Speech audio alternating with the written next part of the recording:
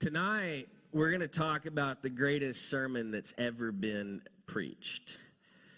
We're going to talk about the greatest sermon that has ever left the mouth of a preacher and has ever touched the ears around it.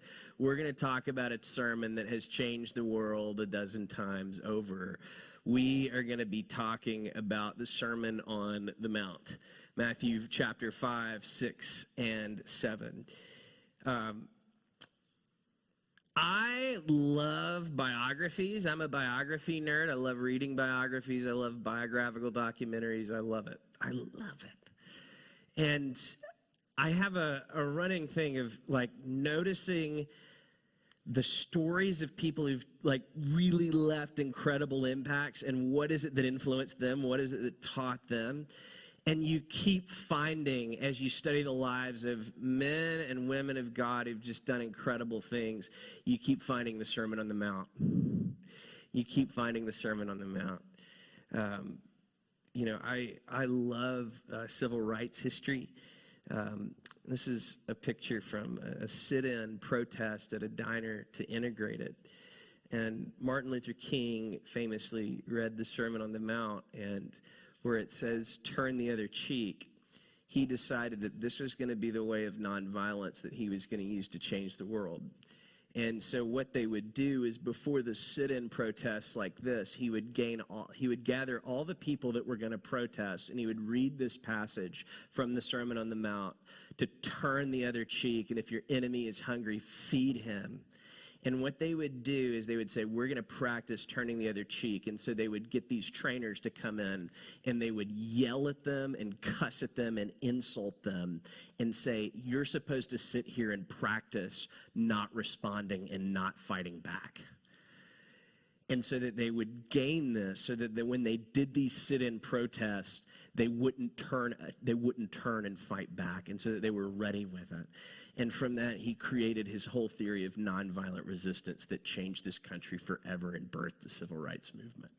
I mean, this is incredible because every few generations, somebody does this crazy thing. They pick up the Sermon on the Mount, they read it, and they take it seriously, and they change the world.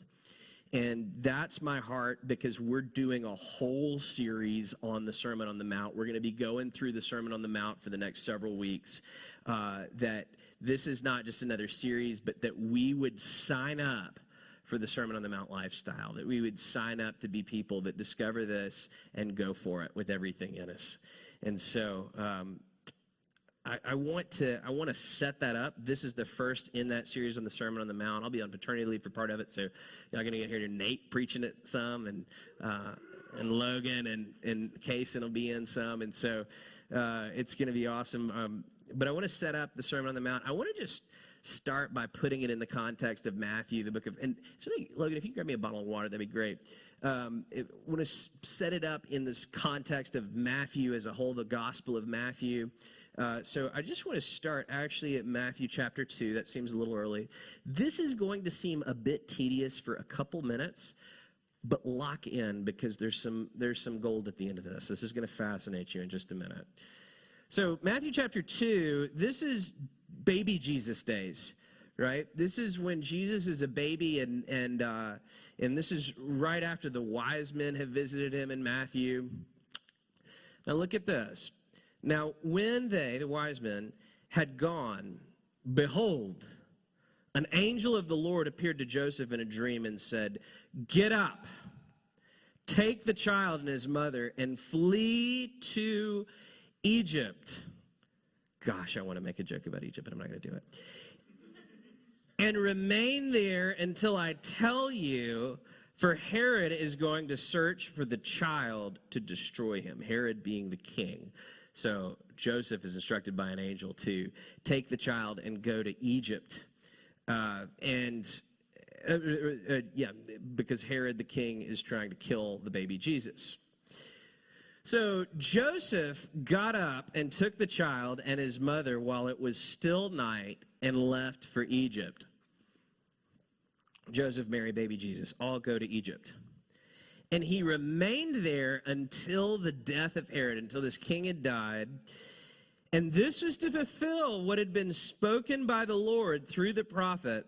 Out of Egypt I have called my son. Out of Egypt I have called my son. Now, you'll notice something. I typically use the New American Standard Version of the Bible, and one of the reasons it's my favorite translation is it'll do something really neat. It will, every time the New Testament quotes the Old Testament, it'll put it in all caps for you, just so you notice that. So he remains in Egypt till the death of Herod, and it says this was to fulfill what had been spoken through the prophet, and then it quotes the Old Testament with this phrase, out of Egypt I called my son. So this is from Hosea chapter 11, and we'll turn there in just a minute, but before we get to Hosea chapter 11, I want you to look at this for a minute. The way Matthew's quoting this, what is Hosea chapter 11 going to say? What is this going to mean in Hosea chapter 11? Think about that for a minute. When we turn to Hosea chapter 11, it should say something to the effect of like, and the Messiah who shall come will go into the land of Egypt to hide from people that are trying to kill him. And eventually the Messiah as a child will come out of Egypt from his hiding. And so, he's clearly quoting this, Hosea 11, out of Egypt I called my son, as if it's a messianic prophecy, right? So let's just turn to Hosea chapter 11, starting the first verse, and just look at what it says. When Israel was a youth, I loved him, and out of Egypt I have called my son. The more they called them, the more they went from them. They kept sacrificing to the Baals and burning incense to idols. So this is what it's quoting. But there's a huge problem right here. I want you to look at this. Is this talking about the Messiah? Is this passage a messianic prophecy? You're all scared to say it out loud, but the answer is clearly no. When Israel was a youth, I loved him. Israel here is the Son of God coming out of Egypt. When does Israel come out of Egypt? The Exodus. Remember, the Prince of Egypt, the whole thing. You saw the movie, And this is clearly, it doesn't even look like a prophecy. It looks more like Hosea is talking about, when they rebelled in the wilderness and, burnt incense to idols and Baals and out of Egypt I've called my son, doesn't look like it's talking about the Messiah. It looks like it's talking about Israel as the Son of God coming out of Egypt, crossing the Red Sea, the Exodus. So here's the problem. Matthew, the writer of this gospel, is just completely abusing the Old Testament. I mean, he is taking the Old Testament and making it mean whatever he wants it to mean. He's completely taking it out of context. If you're Jewish right now, you should say, this is ridiculous.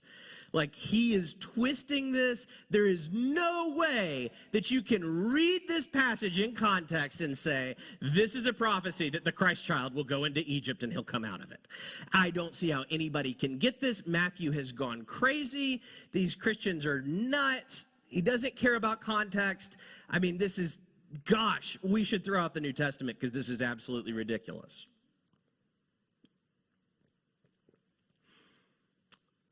At first glance,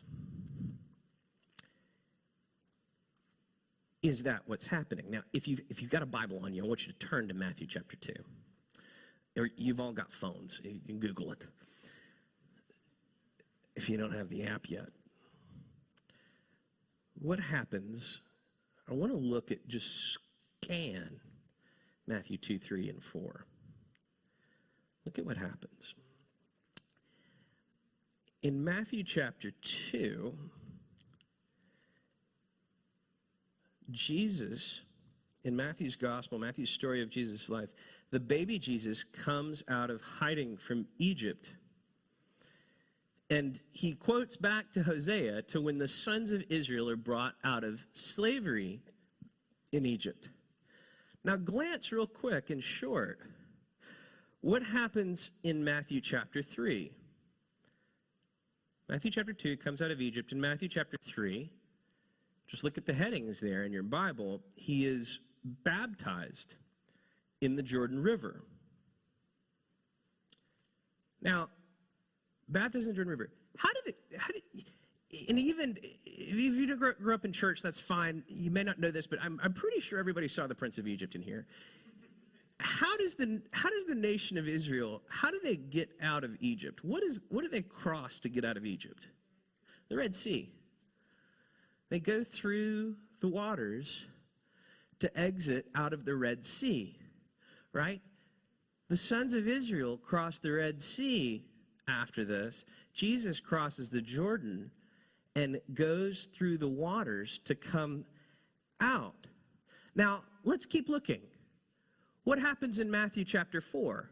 What is the title you see, just summary in passing? What happens to Jesus in Matthew chapter 4? Somebody shout it out. What? He's tested in the wilderness. Does anybody see in Matthew chapter 4, how long is he tested in the wilderness? 40 days. Now, after the nation of Israel comes out of Egypt, Matthew chapter 2, crosses the Red Sea, Matthew chapter 3, where are they? The wilderness. How long are they in the wilderness? 40 years. Where they're tempted. Now, Jesus is fasting for 40 days, then for 40 years. And what does Jesus do? He's tempted by the devil. And when he's tempted by the devil, you'll notice, if you have the New American Standard, it goes into all caps because Jesus' response to his temptation by the devil is he quotes the Old Testament 3 times. All 3 of these quotes are from the book of Deuteronomy, which is the sermons of Moses while Israel is in the wilderness for 40 years. What if your next temptation from the devil depended upon your ability to quote Deuteronomy? Somebody like, what? But he quotes the writings from when they're in the wilderness for their 40 years, and they're tempted. This is something spectacular. Matthew is not an idiot. Matthew isn't taking anything out of context. Matthew's trying to set, because his gospel's not arranged chronologically, he's arranged by theme. He's trying to show you something spectacular. He's paralleling the life of Christ to the life of the nation of Israel because he wants to ultimately show you that Jesus is the greater Israel. Jesus is the greater Son of God, that where the Son of Israel, that Israel, the Son of God, failed God, failed their trials and worshiped idols, or they failed in that wilderness. Jesus reigns. Jesus is supreme. He never loses his righteousness. He never slips away from his own obedience to God. He's the perfect Son of God.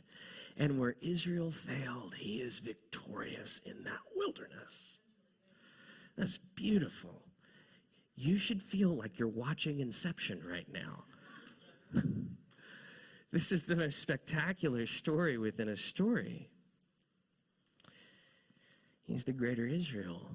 Now, this keeps going. Matthew chapter 5, verse 1. What does Jesus do? He goes where? Where does Jesus go in Matthew chapter 5, verse 1, the beginning of the Sermon on the Mount? Where? Say it louder. He goes on top of a mountain. When the nation of Israel goes into that wilderness for 40 years, Moses goes on the top of a mountain, and he goes up the mountain to get 2 tablets that are the law, the 10 Commandments themselves. And Jesus goes up on the mountain as the greater Israel and gives the Sermon on the Mount, which is the law. And the Sermon on the Mount quotes 9 of the 10 commandments and comments on them. This is really cool here. It's not my idea. This is Matthew. This is incredible, right? And he quotes his commentary on the law. He's giving the law for the new covenant people of God. In the new covenant, he takes the law and he doesn't just apply it to the externals. He applies it to the heart. And does something truly spectacular. So this is the Sermon on the Mount that we're diving into. It's the new covenant law of Christ from the Mount for the new covenant people of God. Now, I want to kind of start in the middle of Matthew chapter 5, because if you read through the Sermon on the Mount, if there's like a thesis statement for the Sermon on the Mount, it's this verse that I want to preach on tonight. If there's if you could put the Sermon on the Mount into a single tweet, it would be this verse, right? If we're just limited to 140 characters. Do not think, this is Jesus speaking in the Sermon on the Mount, do not think that I came to abolish the law. Law meaning Torah, meaning the Old Testament books of Moses, Genesis, Exodus, Leviticus, Numbers, Deuteronomy, and particularly the law, the Sermon on the Mount, the 10 Commandments from the mountain. Do not think that I came to abolish the law or the prophets. I did not come to abolish, but to fulfill. For truly I say to you, until heaven and earth pass away, not the smallest letter or stroke shall pass from the law until it is all accomplished. He says, I've come to not abolish the law, but to fulfill the law. I'm not getting rid of this Old Testament law. I'm accomplishing it. What a strange statement. What do you mean you accomplish the law? What do you mean you fulfill prophecy? You don't fulfill a law, right? That's an odd verbiage. What in the world is he talking about here? Let me just start with the concept of law. Like, what is the law? The law is it's our promises to God, right? God creates relationships with us, and we promise these things to God. We promise that this is how we'll live. The law is how God wants us to live.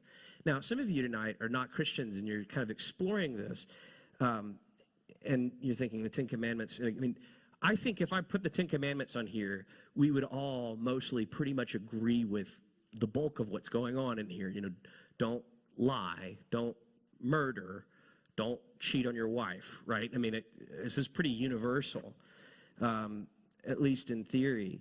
So the law is our promise to God, our promise to faithfulness to God.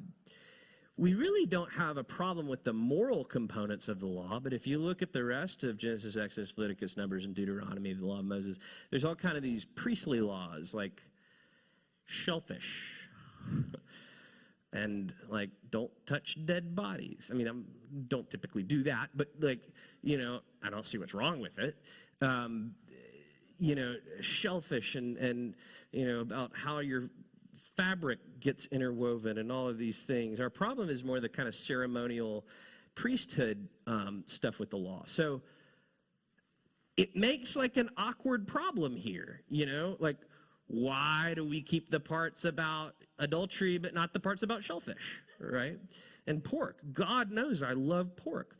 You know, other Sunday before church, I stopped into Maple Street and I saw Ty in there, and I was like, "Give me some of those sausage balls." And they're like, "Why? Who wakes up in the morning and says I want sausage balls?" And I said, "Who doesn't wake up in the morning and think I want sausage balls?" He's like, "You know, we work at the church. What are you doing? Why are you getting sausage balls before church?" It's like, because Jesus died so I could eat pork. Like, I mean, that's like pork is great, you know.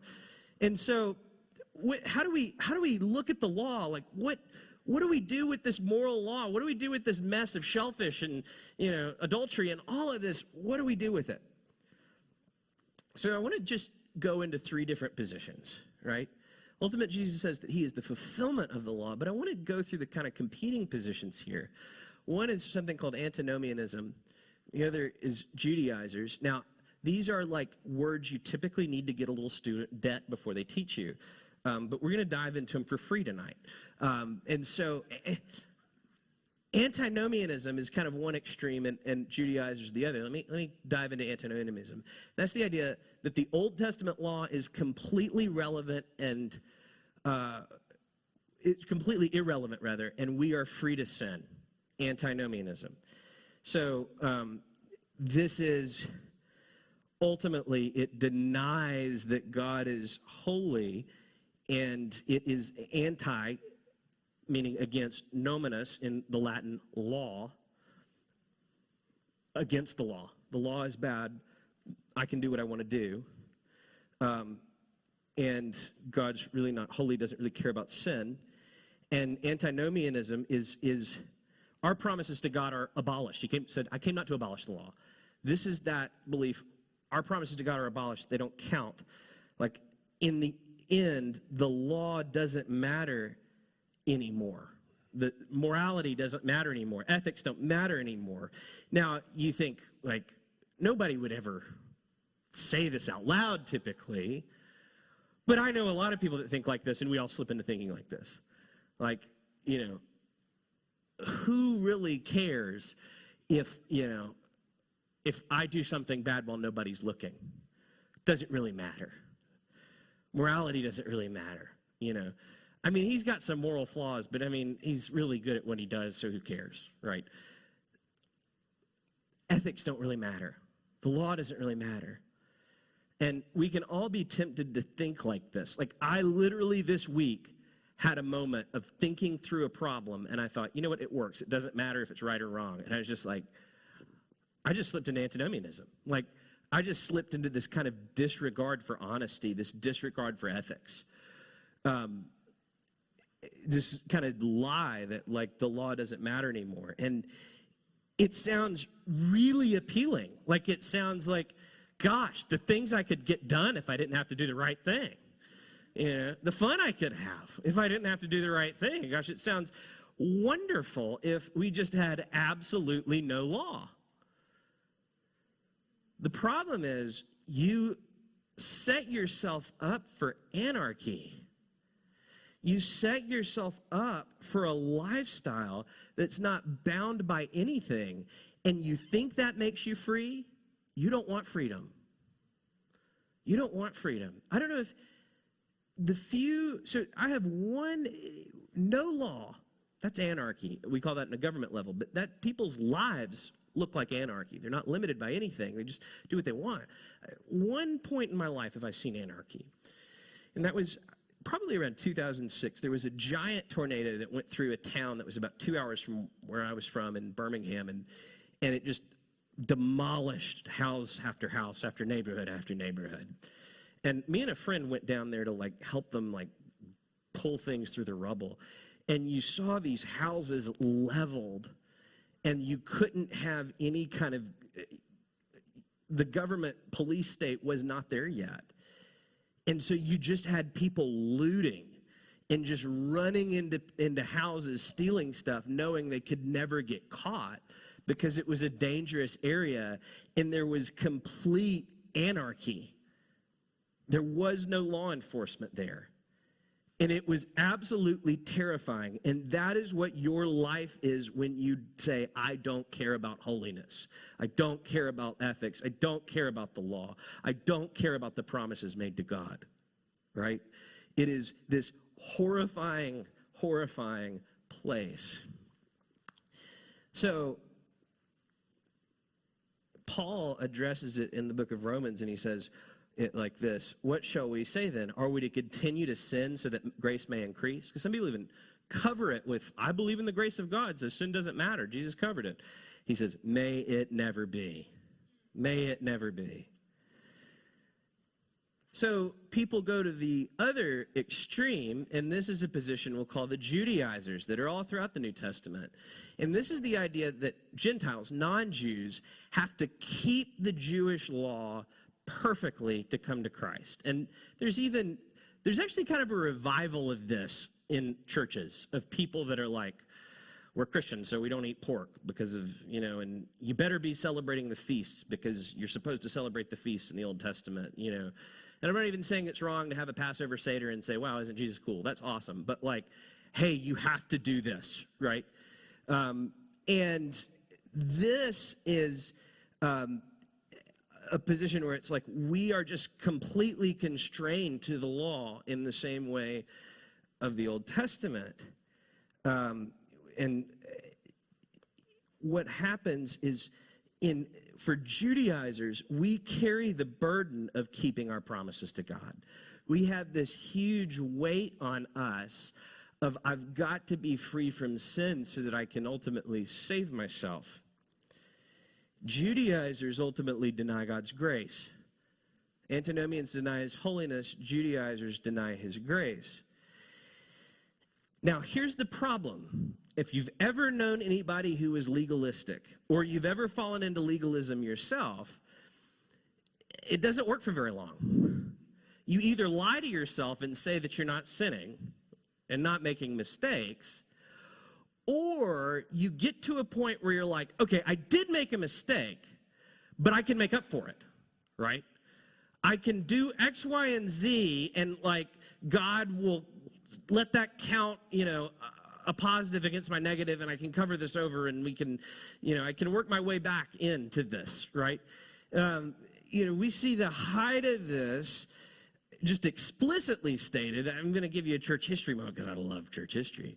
In the Middle Ages, there's a man who goes around, a Catholic man named Johann Tetzel, that the Pope decided that he needed to build a basilica to St. Peter, and he needed money to build the Sistine Chapel, the great masterpiece of Michelangelo, but you got to have a lot of money because buildings don't build themselves.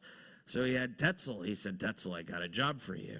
If you can sell, we'll call them indulgences, this will be people's ticket out of purgatory and into heaven. And if you give me money for this piece of paper, we'll get you or your family member, we can get you out of purgatory and we can get you into heaven, right? Great capital campaign idea. It did lots of great. It built some of the greatest art in the world. But there's problems. And there's a poem that Tetzel would say. He would say, every time a coin in the kettle rings, a soul from purgatory springs. And he raised tons of money to build this up. And this is what a young monk named Martin Luther saw when he went to Rome. Yeah, come on, I love Martin Luther. Yeah, I tried to beg Katie to let us name this next kid Martin, and she wouldn't let me, but, And so so what happened is he sees this and says, this is corrupt, this is ridiculous, because these are Judaizers. These are people who are trying to follow the law, and they think if we pay enough money, that'll, make up for it, right? It's the same thing, just from a different angle.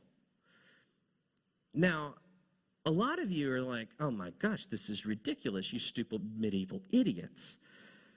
You think you can just buy a piece of paper and that covers you in the law? You think this is stupid Catholics, what are they thinking? Let me say this. I have never known a single Protestant that didn't try to buy indulgences from God. An indulgence is any time I try to make up for my sin with God. And any time I think I can get God to owe me something. If I just pray enough, God will owe me.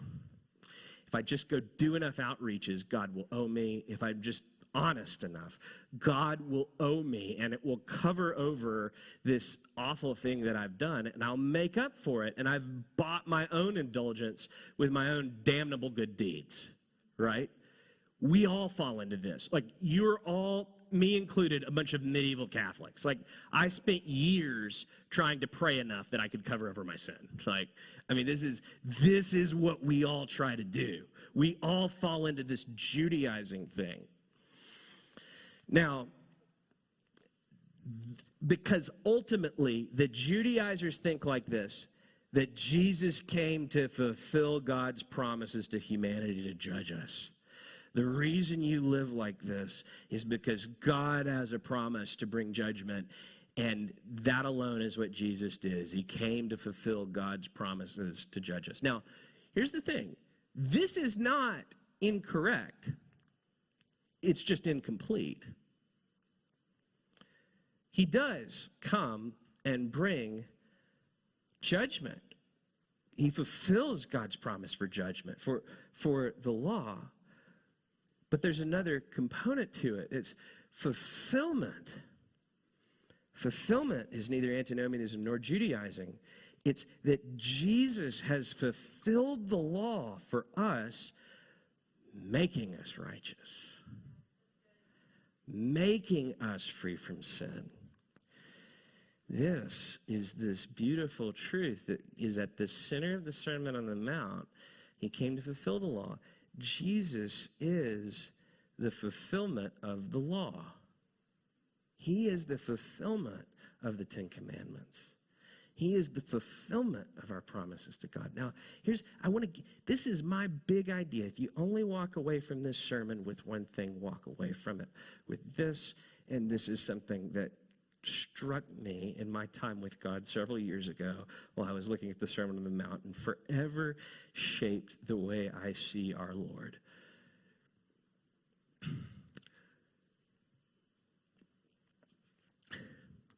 Jesus does not merely fulfill God's promises to you. He does, but he does so much more. He fulfills your promises to God. A lot of you came in here tonight simply believing the first half of this statement, that Jesus fulfills his promises, God's promises to you. And he does. But every religion that I know of believes in a faithful God that fulfills God's promises to us. But Jesus takes it a step further. He fulfills our promises to God. He fulfills our promises to God. He fulfills our righteousness. God, in the Old Testament scriptures, did something incredibly dangerous. He looked down at humanity and made covenants. He made promises. I commit as God to be faithful. Can you commit as humanity to be faithful to me? That commitment of faithfulness was morality. It was the Ten Commandments. It was the law. And God promised to be faithful to us. Except there's a huge problem. We broke our end of the deal. We broke our commitments to God. We broke our promises in the law. And so God did something absolutely unthinkable. He not only fulfilled God's promises to man, God became a man so that he could fulfill our promises to God. Now, if you discover that, it will absolutely change your life. Because some of you fall into antinomianism and you're like, I have no morality at all. I just don't care about anything. When you discover that someone's righteousness has been put in your place, you live completely differently. Some of you are on Judaizers. You are trying to be good so that God will like you. But when you discover that God likes you and loves you, and so that makes you good, that changes absolutely everything. That changes absolutely everything.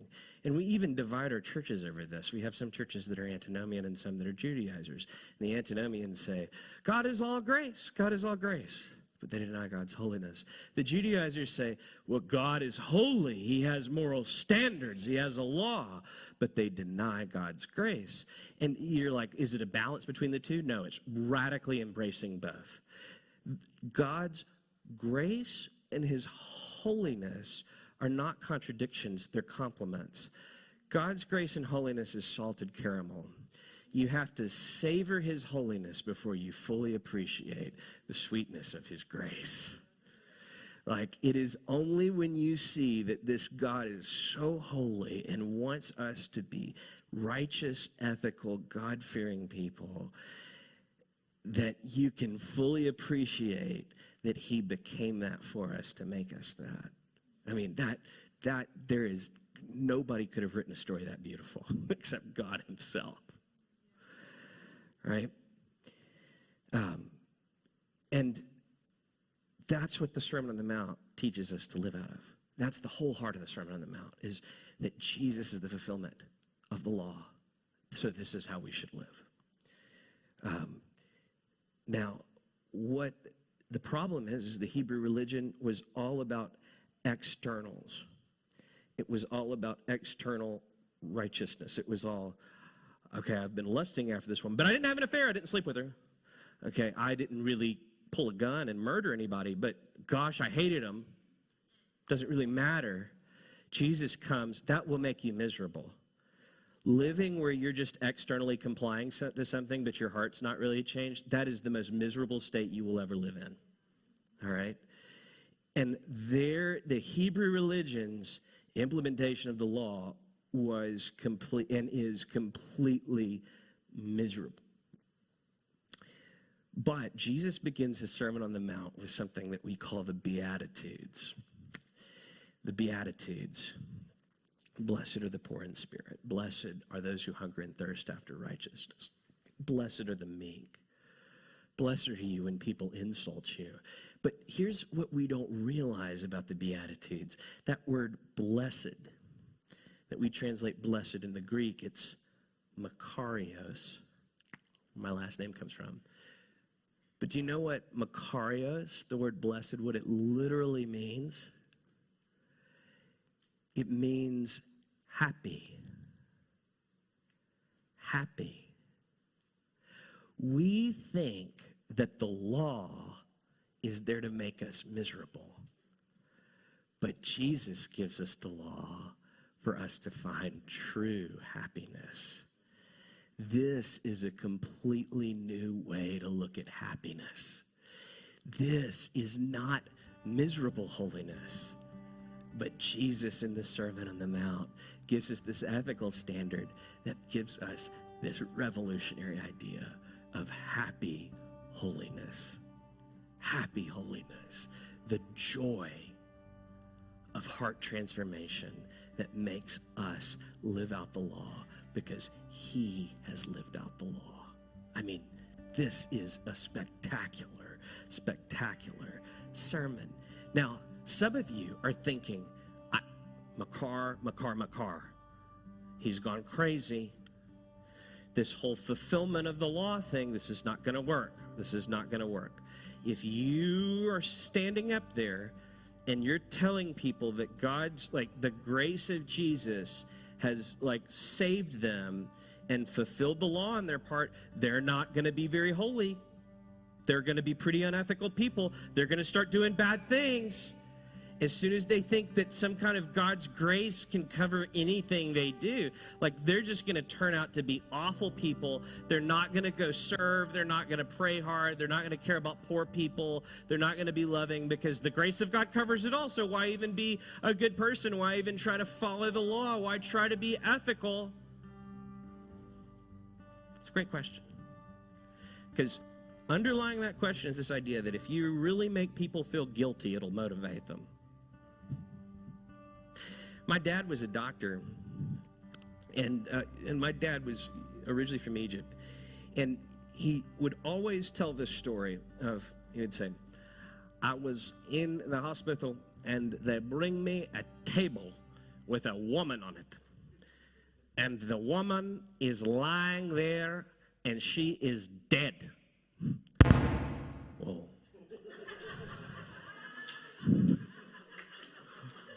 I planned that. The woman is lying there and she is dead. And I look at the nurse with the dead woman on the table and I said, get me the shockers. And I took the shockers and they went.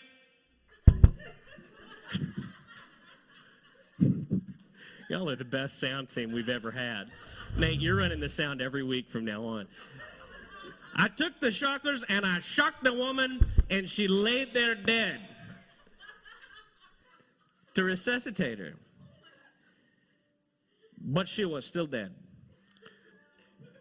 So I took the shockers again and I shocked her again.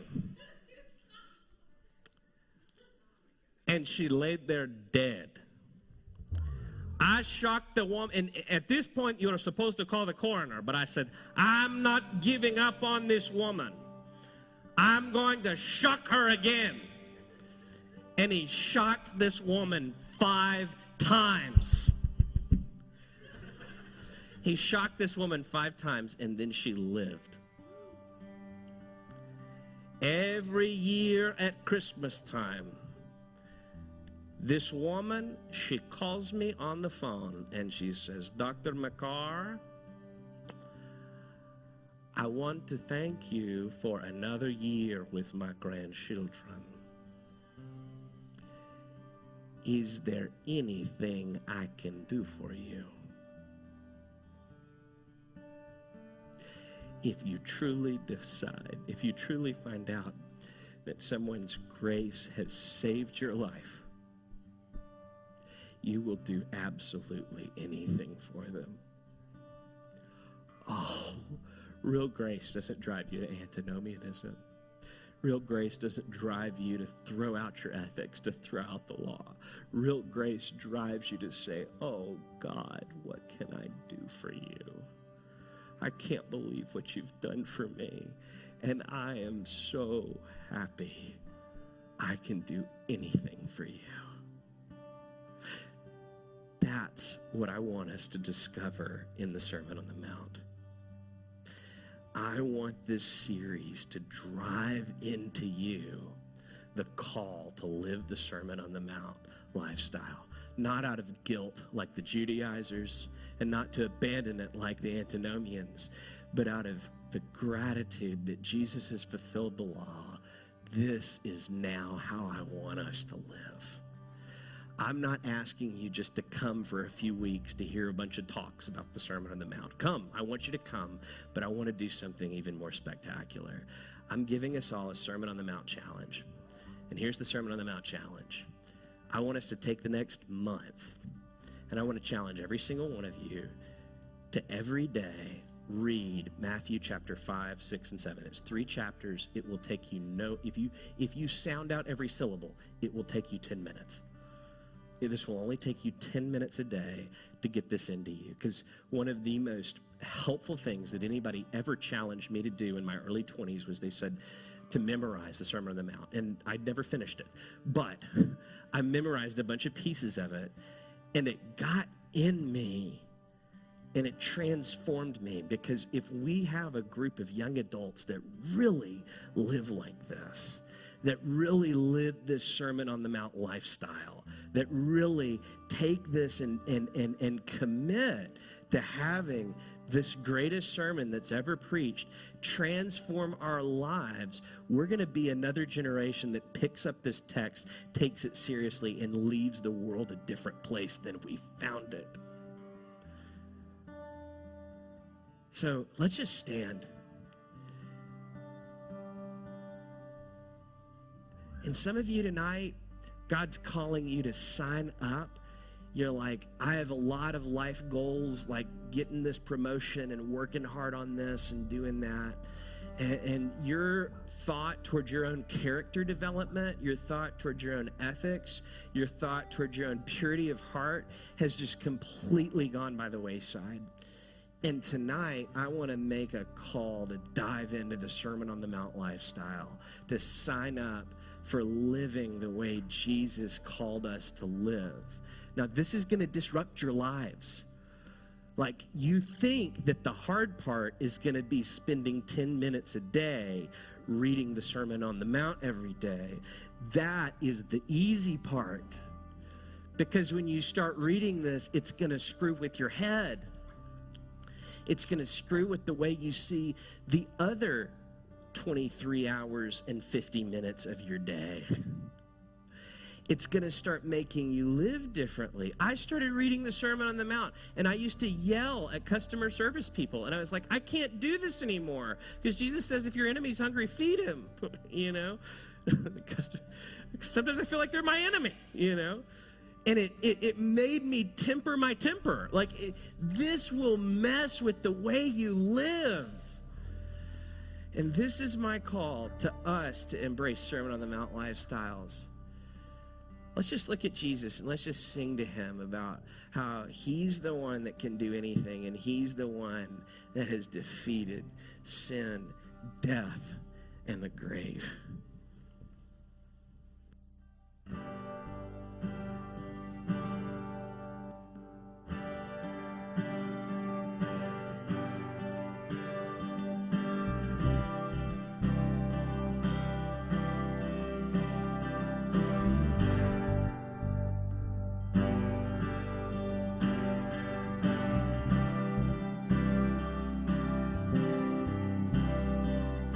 Just one word, you calm the storm that surrounds me.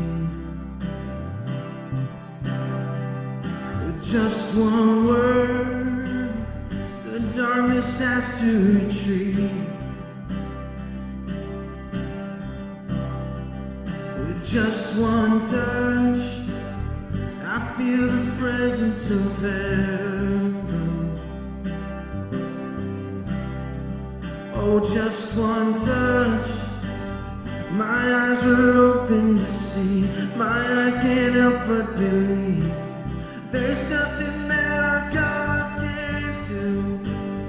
There's not a mountain that he can't move. Oh, praise the name that makes a way. There's nothing that our God can't do. Just one word, you heal what's broken inside me. Just one word, and you revive every dream. Oh, just one touch, I feel the power of heaven. Oh, with just one touch, my eyes were open to see. My eyes can't help but believe. There's nothing that our God can't do. There's not a mountain that he can't move. Oh, praise the name that makes a way. There's nothing that our God can't do. Oh, there's nothing that our God can't do. There's not a prison wall he can't break through. Oh, praise the name that makes a way. There's nothing that our God can't do. Whoa, see, whoa, whoa, whoa, whoa.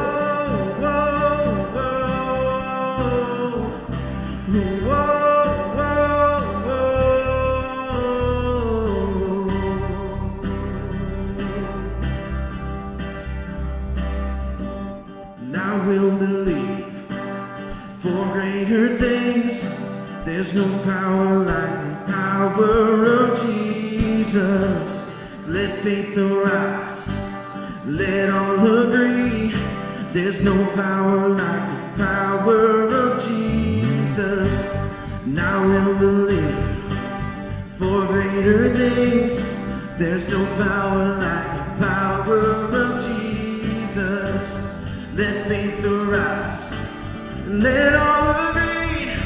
There's no power like his power. There's nothing that our God can't do.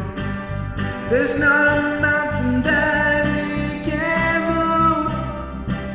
Oh, praise the name that makes a way. There's nothing that our God can't do.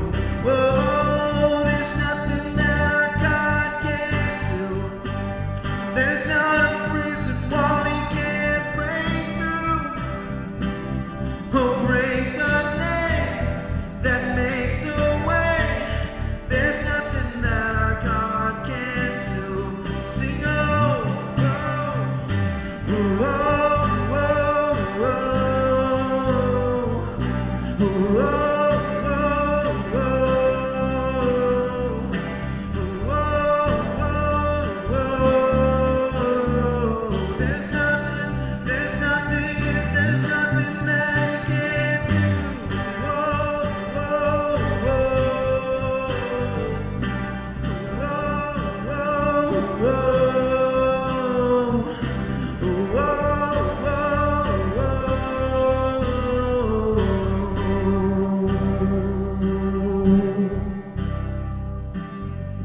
Jesus, we come to you tonight.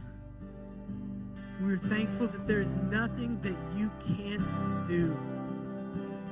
We thank you for paying our debt on the cross. We thank you for raising the grave. Jesus, as we go from here, I pray that we live that Sermon on the Mount lifestyle in every aspect of our lives, that as we dive into it each morning, your word would read us as well. You would find the areas in our heart that we don't live like you want us to, and that we would live as someone in your kingdom should. We thank you, God, for your grace. We thank you for your justice. We thank you for who you are, and we thank you that we get to be a part of your kingdom. Be with us. We pray this in the name of Jesus. Amen. So this night at Yaz, we're going to do something a little bit different. Instead of breaking out into discussion groups, we are all going to go to Geckos together. So, woo, yeah. Cassie Magnuson, if you're here, I don't know where she is, but if she's back there she is, in the middle, jumping. Fantastic. Yeah, Cassie's going to lead a group. If anyone wants to go to Geckos, we're going right now. It's the one off of Fruitville in Cattleman, and we're just going to go hang out and just share a meal together and just have fellowship. So if you're interested in going, you can talk to Cassie, or you could just go and show up. And so we're going to have a really good time there. But thank you guys for coming, and we'll see you next time at Yaz.